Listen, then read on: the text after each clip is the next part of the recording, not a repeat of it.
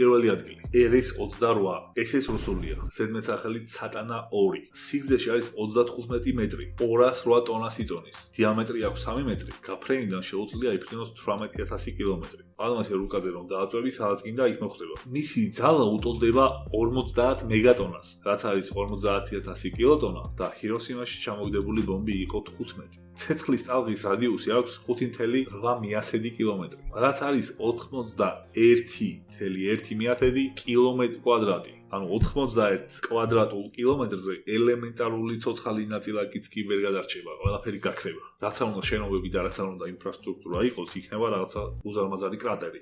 შენობები და ყველაფერი დაინგრევა 25.9 კილომეტრ რადიუსზე.